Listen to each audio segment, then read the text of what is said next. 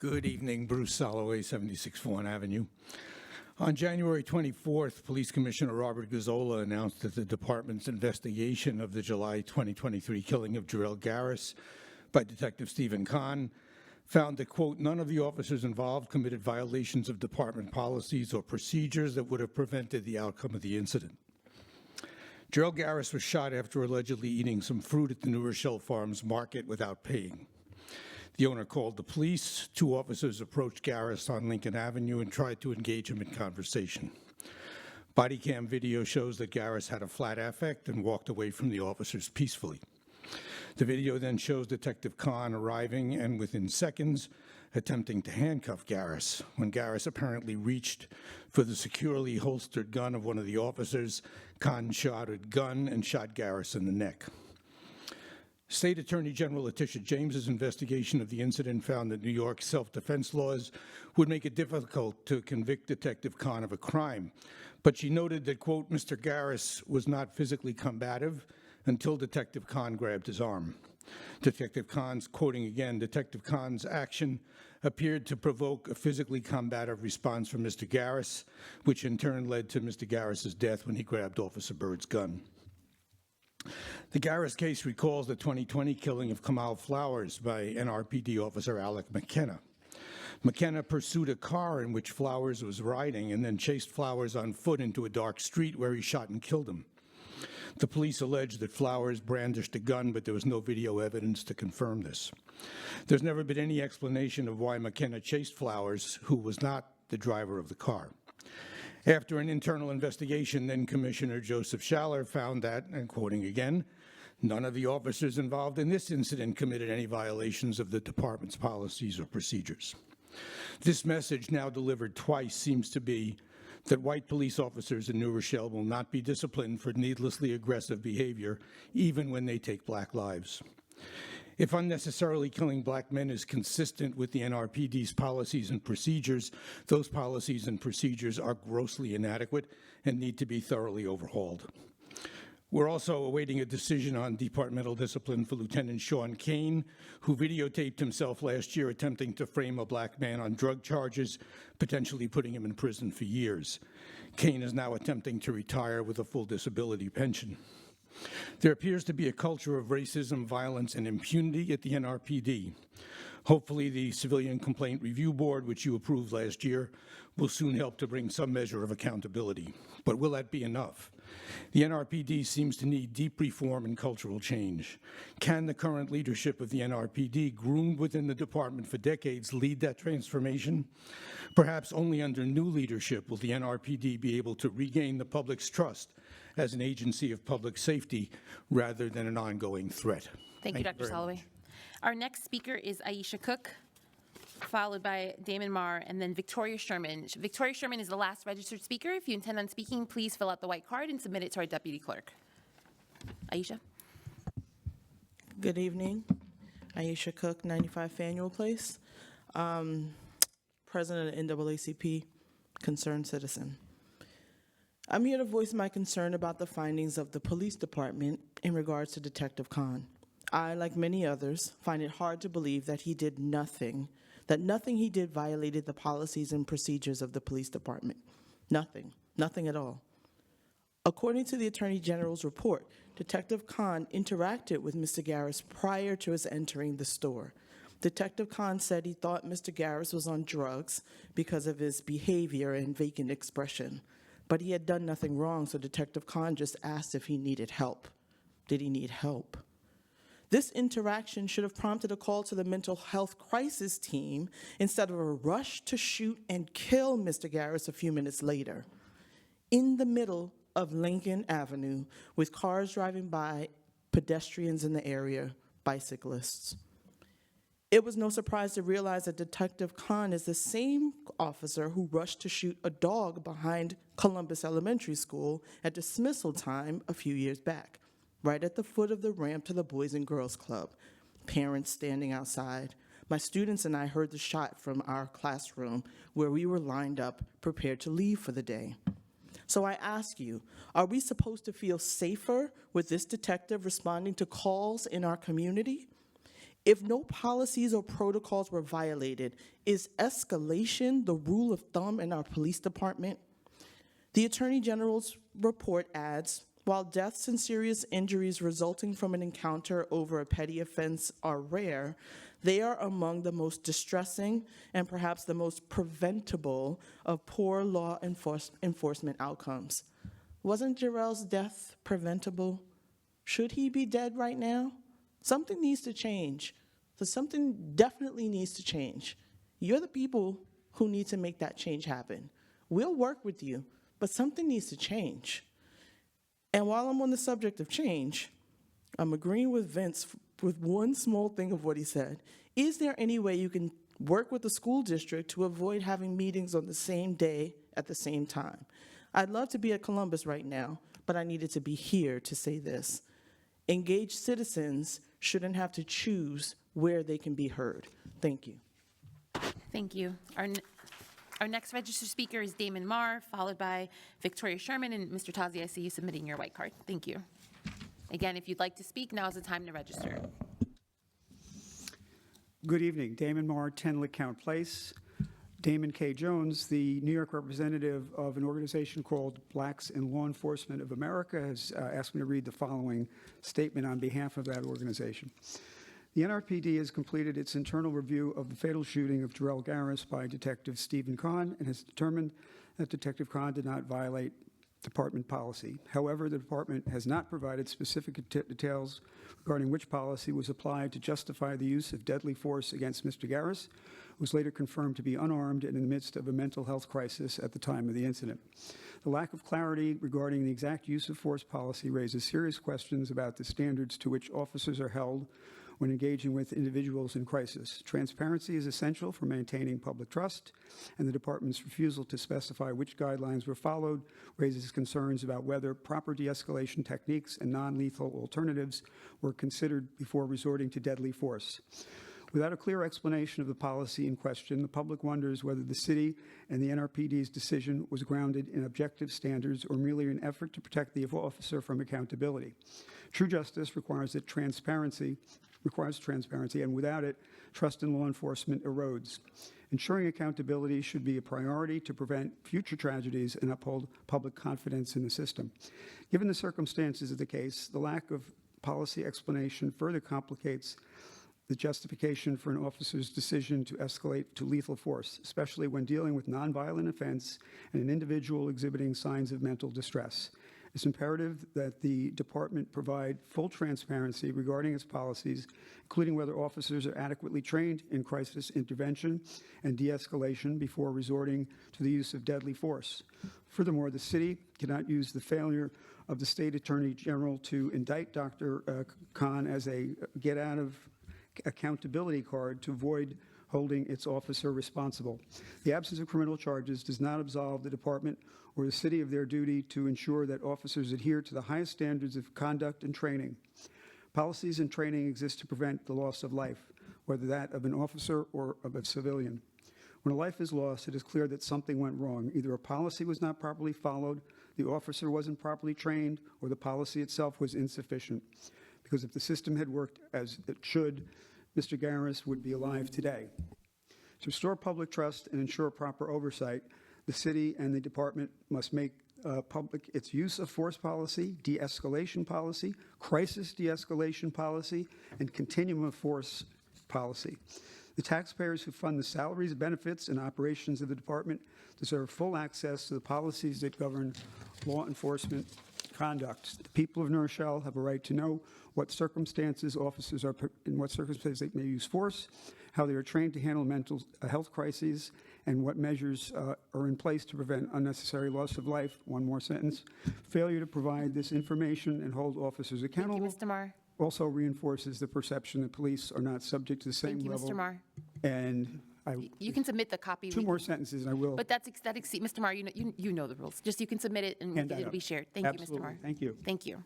Our next speaker is Victoria Sherman, followed by Eugene Tazi, and then Rodney Bynum. Hello. Victoria Sherman, resident of 466 Main Street, a tenant. So as we all know, the building was approved for the demolition, and the new building is going to be there. We were, as all tenants, we were promised a smooth transition and a relocation plan last time we heard. So basically, in December, the situation is, in December, the building was sold, and in January, we received, the notice to vacate the building. And basically, our date is February 28th. Few offices, a few tenants really don't know what to do because, like, as for ourselves, having a dental office, we do need time for relocation, we need to build, and we needed time for construction. Whoever looked into our situation, the contractor said we need 6 months to build. So basically, the gap in time, we do need an advice what to do. People upstairs who have an hour to exit, they are collecting donations on Facebook. Neighboring medical office was just closed, and everybody was basically lost their jobs. We're trying not to have a gap between, when we're trying to do everything possible to move, but we do need basically help of the city too, and just let us know exactly how you can help, what you could do for us, what's the smooth transition, and how you can help tenants. We've been there in the building for 20 years, and now we have to basically vacate within, a month or two. When the new owner of the building called, they said, why don't you, one option, you can pack your stuff and move into a new place whenever you're ready. So I told him it's not an option for us. So basically, we do have employees. We don't want to close for 6 months, and we are trying to move as fast as we can. But obviously, to rebuild the dental office somewhere else in New Rochelle, it takes time. So we wanted to know what the city could do for us in terms of maybe some grants, maybe like make an exception for us not to pay the building permits, et cetera, or anything, but definitely something should be done, I think. Because once the demolition is going to be approved for the new building, we have to be out. Understood. Our Commissioner of Development is sitting in the back. Commissioner Salgado, could you raise your hand, please? I would just encourage you to connect with him while you're here. Okay. Thank you. Our next speaker is Eugene Tazi, followed by Rodney Bynum and Raymond Masri. Mr. Masri is the last registered speaker I have. If you intend on speaking, please fill out the white card in the front of the room.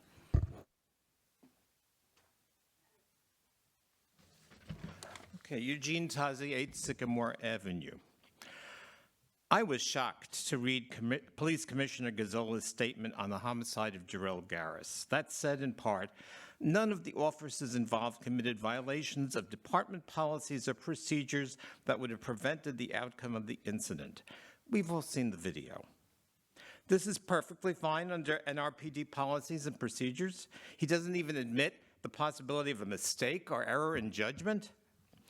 Certainly the two young female officers were doing their best at the beginning, but Detective Khan, who barged into the situation and within seconds yelled, "You are under arrest," grabbed Mr. Garris and precipitated a struggle in which Khan then claimed the right to self-defense. We've all seen it. Commissioner Gazzola sees no problem here. Does he want us to believe that had Detective Khan not come on the scene, this incident would have played out in the same way? Get real. There's no problem here? The Attorney General did not think they could bring a case against Khan because police do have wide latitude in self-defense. But the Attorney General saw and listed multiple problems in her report. I see a big problem here. I hope you, Mr. City Manager, Madam Mayor, council members, corporation council, city clerk, and deputy clerk, I hope you all see a problem, and a big one here. I recommend the following two procedures for the NRPD, if they're looking for procedures. One, if the suspect is responding erratically and is not violent, you call the mental health team that is on duty all day 2 blocks away at police headquarters right over there. 2 blocks away. I was at a meeting, they're on duty all day. Procedure 2, do not escalate an encounter with a nonviolent subject who poses no apparent danger to officers or the public by introducing violent physical force into the situation. The Attorney General has more to say, but my time is limited. I call upon the council to admit formally that the death of Jarrell Garris was a mistake, and, as the Attorney General said, a poor law enforcement outcome. And settle with them. You know, don't hide behind the lawyers. Then we need a concrete plan of improvement. I, for one, will not believe that there's a real commitment to reform until we initiate a program of culture change in an organization that has repeatedly victimized young black men. Mr. Soloway went through the names. The original Committee on Police Reform recommended Project ABLE. I have recommended it several times, and I email a reference to you all. I will not believe that there is any commitment to police reform until Project ABLE is implemented. Thank you very much. Thank you, Mr. Tazi. Our next speaker is Rodney Bynum, followed by Raymond Masry, who is our last registered speaker. So again, if you intend on speaking, now is a great time to register. Rodney Bynum, 160 Remington Place, New Rochelle, New York. Here to speak about Commissioner Cazzola and Wilfred Melendez decision to have a meeting at Mark McLean's church with the vision for New Rochelle. And you guys didn't give the community an opportunity to get there to the meeting. There wasn't enough future advance notice, and just like they said tonight, you guys have a culture of confusion. You don't want your citizens to be part of the planning of the stuff, so you try to divide us and separate us. That's why you have 2 meetings on the same night, so everybody can't get their points of view in. And there seems to be a culture of corruption in City Hall. And all of you guys are part of it. You've been part of it. Some of the new guys might not be part of it, but Melendez and Cazzola, how are you going to go to somebody that's on the city's payroll's church? You're in cahoots with this man. Why you don't go to the NAACP or another community organization to have a community meeting with the community? You go to somebody that's already in your pocket. There's nothing but signs of corruption throughout the city of New Rochelle on all levels. Development, the way you deal with the citizens, as far as the police and information that you're giving to us, and the availability for us to come to community meetings, like the Citizens for a Better New Rochelle happens during the day. Like nobody else's work, but you guys that's on the city payroll, and the cops that's on the city payroll. Everybody that's on the city payroll can go because they're getting paid to go. But the individuals from the city got to take off from their jobs to be participants in programs that's supposed to be making their city better, that you guys are setting up. You're doing nothing for your city as usual. Like I said, the corruption, I went and had 50 sickles shut down on a building permit because they was doing illegal building practices. And you don't do nothing but have illegal and nothing but corruption throughout this city. You need to stop. Your BS is going too far. And Melendez and Cazzola need to be fired, and the rest of y'all need to do something. Y'all need to vote them out, or y'all need to be fired too. Because none of y'all are giving your city any accountability. You're there collecting a check in a position, you're not offering us nothing. You just want more people to come in here that got more money than us to go to these schools and fill these buildings. That's all y'all want. Y'all don't want nothing better for your city. I've been here, I was born in New Rochelle. I was born in New Rochelle Hospital. How many of you could say that? Our next and last registered speaker is Raymond Masry.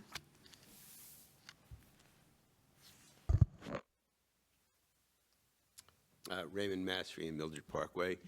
I've been here a couple of times before.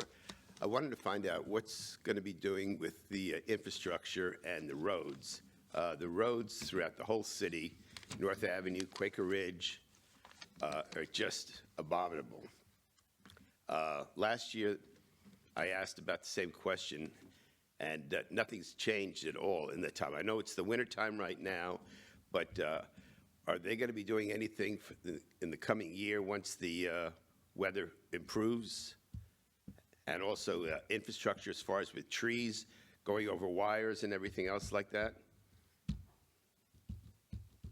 I mean, do you have an answer at all for that? I think, Mr. Vasri, you know this is not a two-way dialogue, and I know that's frustrating, so we can speak after. You can say your part. You have 3 minutes, and I don't want to eclipse your time, and we can speak after. Okay. All right. Who would I speak with? You can speak with me. You can speak with the city manager. You can speak with our Commissioner of Public Works. You can speak, but again, this is not a two-way dialogue. You've been here before. You know that. I know it's frustrating, but it is the procedure. If there's nothing else, then we can speak after. Okay. Mr. Vasri was our last registered speaker, so I'm going to call this meeting to a close. Have a good evening, everyone.